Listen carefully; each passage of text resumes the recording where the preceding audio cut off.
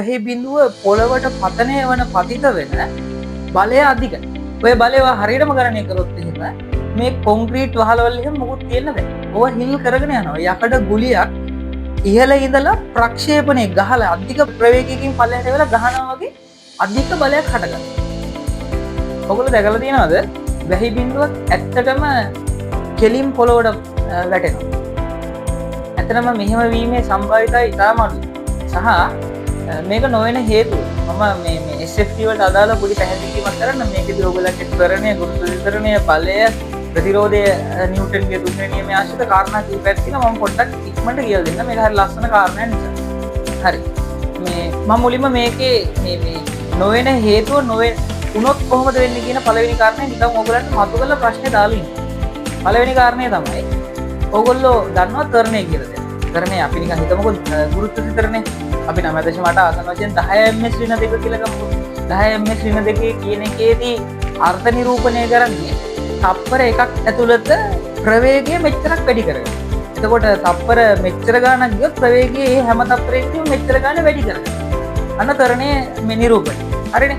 එතකොට ත්වරණය කියලා කියන්නේ ms ඍණ 1 බෙදීම කාලයනේ. ඒකනේ ms ඍණ 2 උනේ. එතකොට එම කාලයට සාපේක්ෂව ප්‍රවේගය මෙච්චර වැඩි කරගන්නවා කියන්නේ. ඔය කාරණාත් එක්ක ඕක පොඩ්ඩක් සරල තේරෙන මට්ටමකට ගෙනිච්චොත් එහෙම ඔයා හිතන්න කිලෝමීටර මම මේ ඔයාලට ගාන තේරුම් කරවන්න මේ ගණන් හිතලු ගන්න. එතකොට ඔයා හිතන්න වැහි බිඳුවක් කිලෝමීටර් 10ක් දුර ඉඳලා වැටෙනවා කියලා. කිලෝමීටර් 10ක් දුර ඉඳලා වැටෙනකොට ඒකට ඔයා හිතන්න ආසන්න වශයෙන් තප්පර 60ක් යනවා කියලා.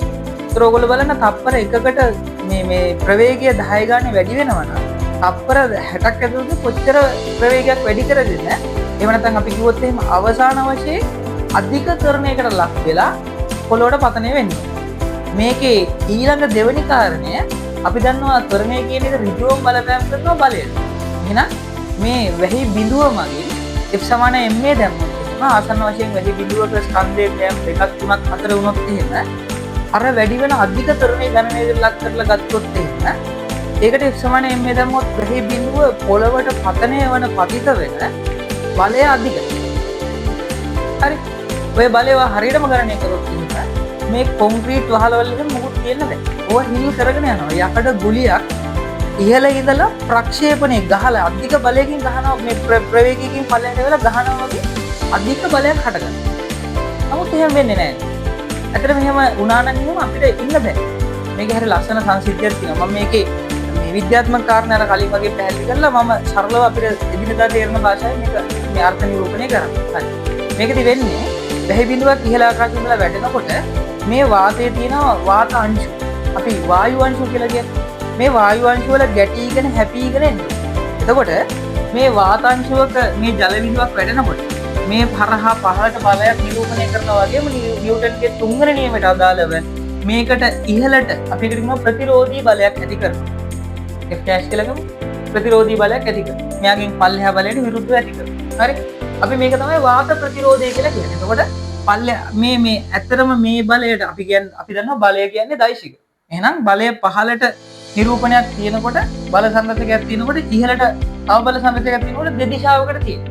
එතකොට ඇත්තටම වස්තුව අවසාන වශයෙන් ලක් වෙන බලයට කියනවා මේකේ අවසන් බලය අපි නිරූපණය කරන F total කියන එක F minus F dash. ඒ කියන්නේ මම මේක ගණනය කිරීමෙන් ලක් කරොත් එහෙම ඔයා හිතන්න පල්ලෙහාට තියෙනවා මම නිකන් ගන්නේ නිව්ටන් 10ක බලය.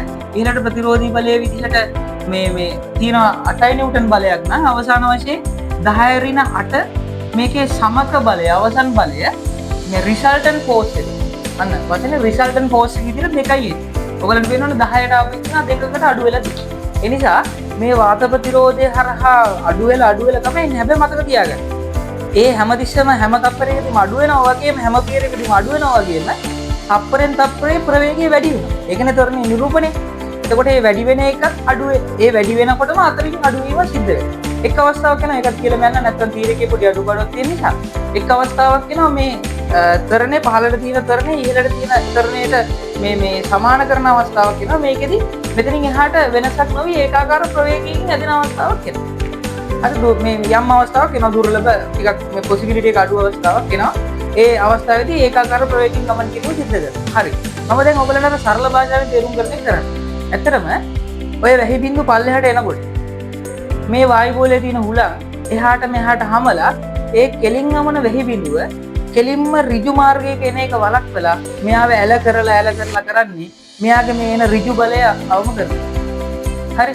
මේ අවම කිරීම තමයි මම මේ ප්‍රායෝගික පරීක්ෂණයේදී සිදු කරන්නේ. හරි. මම ඕගොල්ලන්ට මේ ඍජු මාර්ගය කරගෙන පැහැදිලි කරලා ඇත්තටම ඒ බල මගින් මේ ප්‍රතිරෝධ මගින් හුලක මගින් කරන්නේ ඒක. ඒකයි ඕගොල්ලන්ට හරි මේ රෙයා අවස්ථාවක් වෙහි බිඳු බොහෝ විට හුලකට ඇද ගහලා ඉන්නේ. හරි. ඒක නිසා තමයි මේ වෙහි බිඳු ඍජුව දැක ගන්නත් අඩු. මොකද මේ වායු ගෝලයේ කලාපයේ පහළ කොටසේ වුණත් පොඩි හරි හුලං හමනකොට මේව ඇද ගන්න පුළුවන්. ඇද නොගැහුවත් මතක තියාගන්න මේ ඍජු අංශු මේ ගමන් කිරීමේදී ඒ ප්‍රතිරෝධ ඇති වෙලා මේ ප්‍රවේග අඩු කිරීම තරණ අඩු කිරීම සිද්ධ වෙනවා. හරි. මේක සෝබාදහමේ හරි ලස්සන සංකල්පයක්. අපි දන්නේ මේ අපි මේ ඉන්න අපිට මේ හැමදාම හම් වෙන පොදවල වෙහි පොදවල මෙන්න මේ කාරණේ තියෙනවා කියලා. ඒක මම මේ SFT ළමයින්ට සහ ෆිසික්ස් කරන ඕනෑම ෆිසික්ස් වගේ ඕනෑම දෙයක් කරන ළමයින්ට තේරෙන භාෂාවෙන් මේක හරි ලස්සන සංකල්පයක්. ලෝක සෝබාදහමේ ලස්සන නිමයම. හරි. එහෙනම් මේ මම මේ වගේ කාරණා කීපයක් ඔයගොල්ලන්ට අරගෙන මේක පළවෙනි කාරණේ. මොහරි ගැටලු දුන්නොත් අහන්න පුළුවන්. මේක මේ ඔයගොල්ලෝ ප්‍රායෝගිකව අත්දැක බලන්න මේක තියනවාද කියලා අත්දැක බලන්න. මේ බලන්න මේක වෙනවද කියලා. මේ බලලා කමෙන්ට් එකක් දාන්න. හරි බොහොම ස්තුතියි.